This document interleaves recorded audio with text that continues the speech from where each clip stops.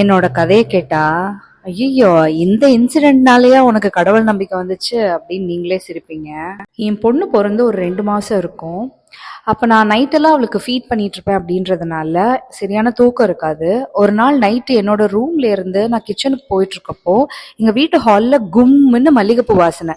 என்னடா நம்ம வீட்டில் தான் மல்லிகைப்பூ கொடி இல்லை, அப்புறம் எப்படிடா இவ்வளோ வாசனை வருதுன்னு அடுத்த நாள் காலையில் எங்கள் அம்மாட்ட கேட்டா, சித்திரை திருவிழா நடக்குதுல்ல, அதனால நம்ம எல்லையம்மன் கிட்ட இருந்து சமயபுரம் அம்மாவுக்கு பூ போகும், அந்த டைம்ன்றதுனால நம்ம எல்லையம்மன் உலா வருவாங்க அப்படின்னு சொன்ன உடனேயே எனக்கு பக்குன்னு தூக்கி வாரி போட்டுருச்சு. ஏன்னா நிறைய பேர் சொல்லி நான் கேள்விப்பட்டிருக்கேன், ஆனா ஒரு டைமும் நான் நம்பினதில்லை. நானே நேரா எக்ஸ்பீரியன்ஸ் பண்ணும்போது ரொம்பவே சர்ரியலா இருந்தது. அதே டைம் பீரியட்ல தான் எங்க அம்மா சஜஸ்ட் பண்ணி நித்திலன் தண்டபாணி அவர்கள் வந்து யூடியூப்ல ஜேர்னி ஆஃப் சோல்ஸ் அப்படின்ற புக்கோட சம்மரி வந்து ஷார்ட் வீடியோஸாக போஸ்ட் பண்ணுவார். அந்த வீடியோஸ்லாம் பார்க்க பார்க்க பார்க்க சின்ன வயசுலேருந்து எனக்கு இருந்த நிறைய கேள்விகள், நிறைய பயங்களுக்கு வந்து ஆன்சர் கிடைச்சிது.